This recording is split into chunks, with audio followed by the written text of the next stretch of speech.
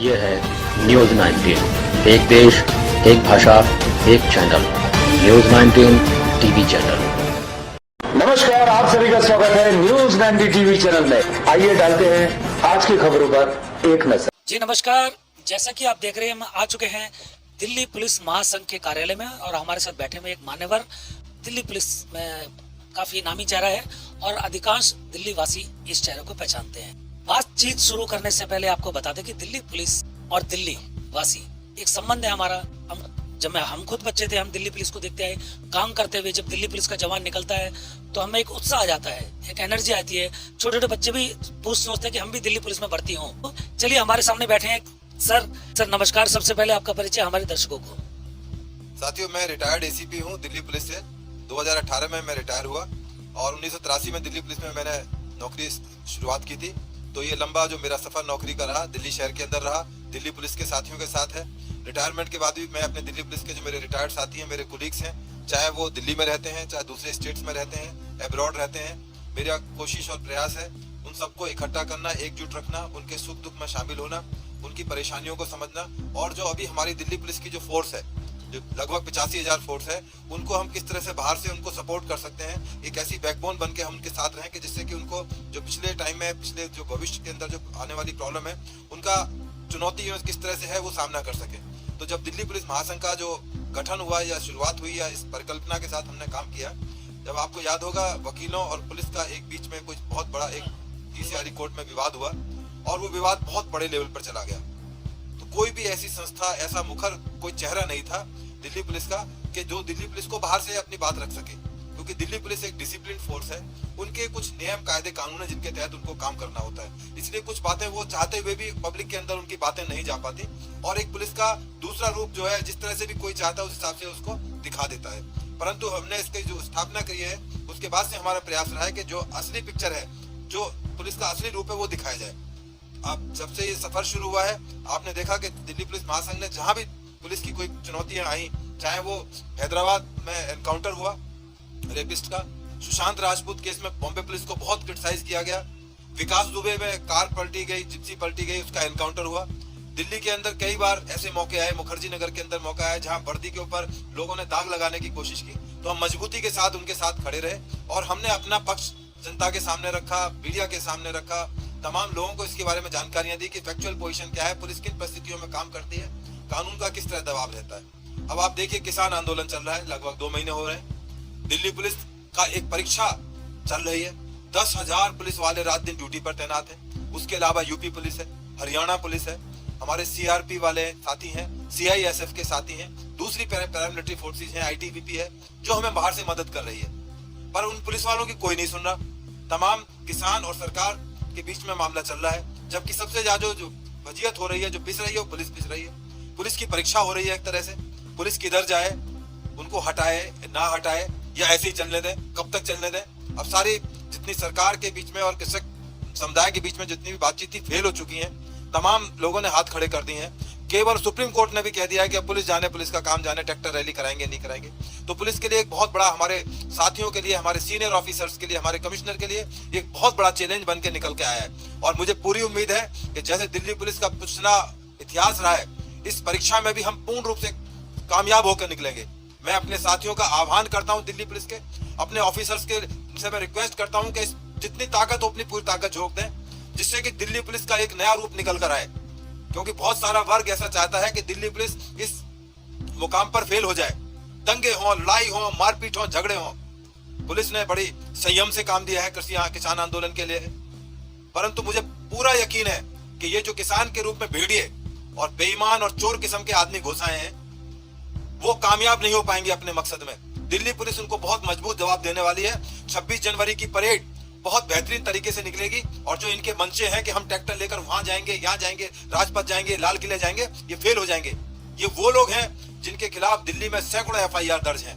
किसान आंदोलन आज तक बिना डिटेंशन, अरेस्ट, मुकदमा दर्ज, लाठीचार्ज के बिना कभी समाप्त नहीं हुआ है और ये यही चाहते हैं कि इस तरह की चीजें हों। और पर मैं इस बार बताना चाहता हूं, इनको थूक के चाटना पड़ेगा इस बार। मैं भी किसान परिवार से हूं। दिल्ली पुलिस के अंदर 94% जो पुलिस वाले हमारे साथी हैं वो तमाम कृषि परिवार से आते हैं। हम किसी टाटा बिरला या बहुत रईस खानदान से नहीं आए, सब किसान से जुड़े हुए हैं। और हम किसानों के दर्द को समझते हैं, परंतु इनके बीच में जो मैंने बताया गीदड़ आ गए हैं, भेड़िए आ गए हैं, जिन्होंने किसानों का एक जामा पहन रखा है, वो अब बेनकाब हो जाएगा। मैं नाम नहीं लेना चाहता। अभी आपको ध्यान होगा एक श्रीमान जी बैठे हुए हैं बॉर्डर के ऊपर, जो खुद पहले दिल्ली पुलिस में हुआ करते थे, दिल्ली पुलिस छोड़ के भाग गए। इतने मजबूत थे तो वो आगे लड़ते। उनके पिताजी के खिलाफ 425 नंबर FIR दर्ज है पार्लियामेंट थाने के अंदर। सन 88 के अंदर पूरे इंडिया गेट को लैट्रिन से और बड़ी बदबूदार चीजों से वहां पर भर दिया गया था। ट्रैक्टरों के अंदर सरकारी प्रॉपर्टी को उखाड़ उखाड़ कर गाँव में ले गए थे। तो क्या चाहते हैं कि दोबारा यही स्थिति बने?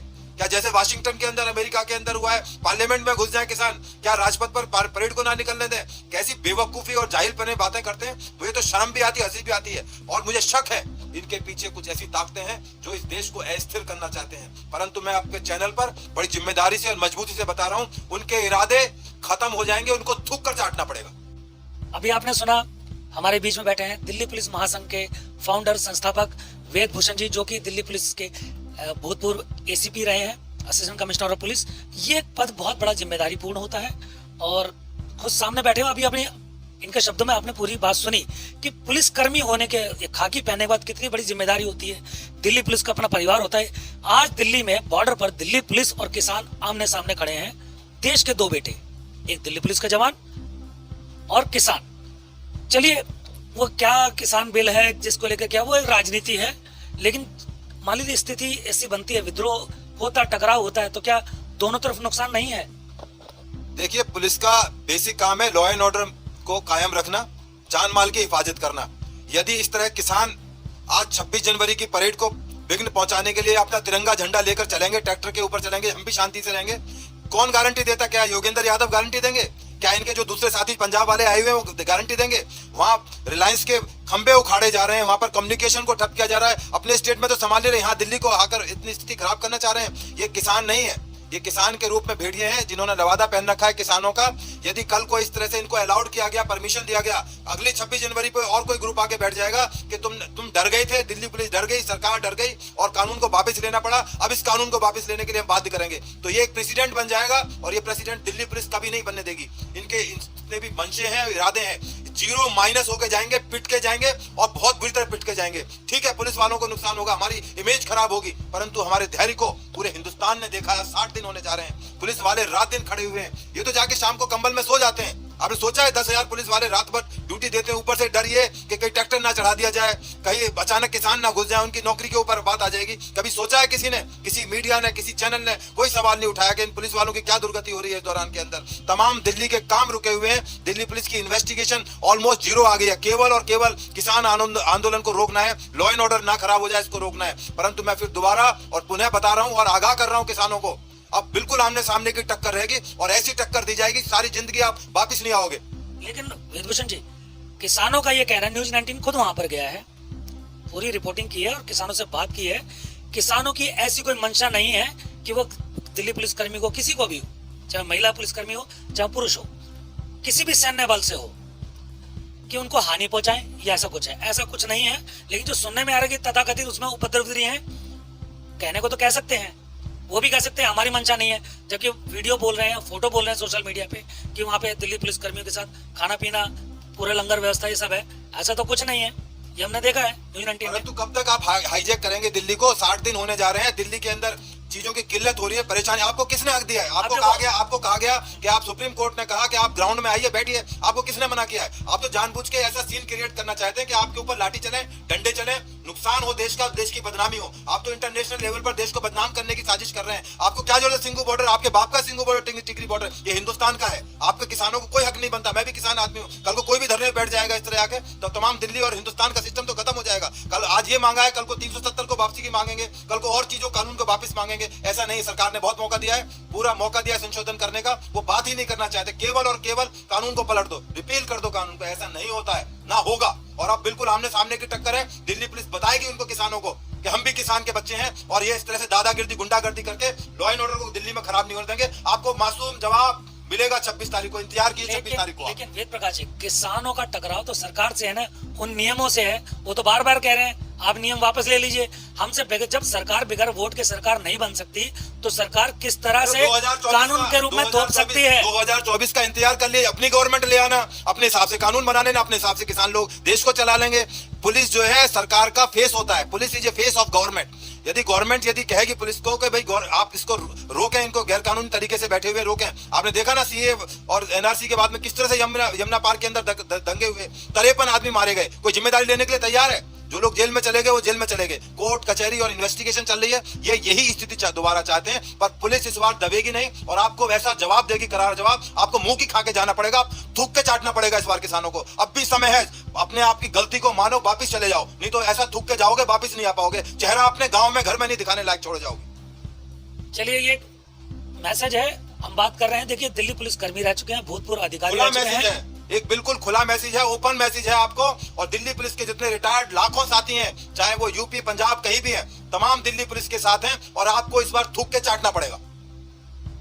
देखिए, मीडिया कर्मी होने के नाते हमारी जिम्मेदारी होती है सूचनाएं हम आप तक लाएं और जनता से जो सवाल होते हैं वो हम यहाँ तक लेके आए। और जनता में सभी के रूप हैं, भूतपूर्व अधिकारी के रूप में जो दिल्ली पुलिस में रह चुके हैं, एसीपी के पद पे रह चुके हैं। अब इन्होंने अपनी भावनाएं बोली, अपने शब्दों में बोली हैं, अपने अपने विचार हैं, अपनी अपनी कहानी है और अपनी अपनी लड़ाई है। एक तरीके से ये धर्म युद्ध हो चुका है। अब ये तो समय ही बताएगा।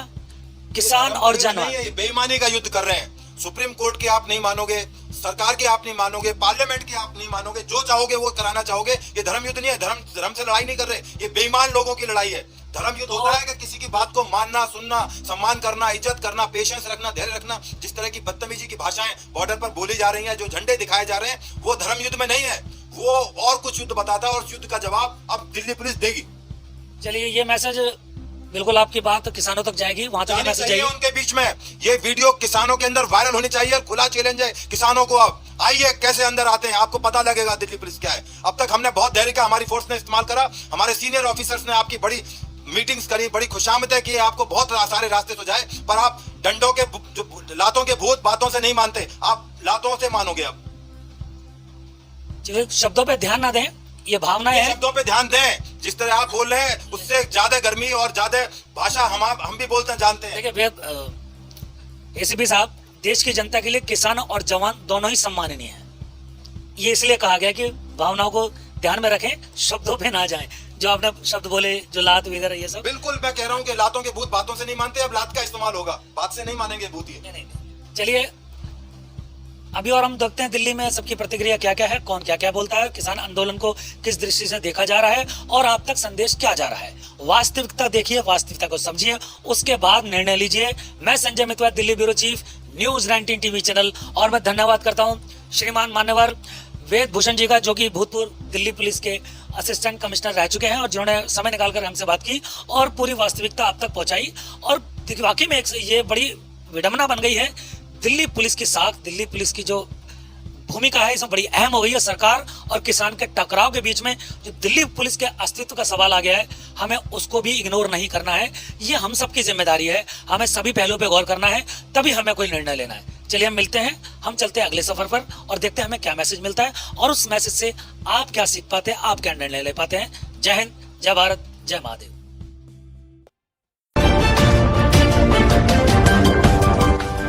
यह है न्यूज 19।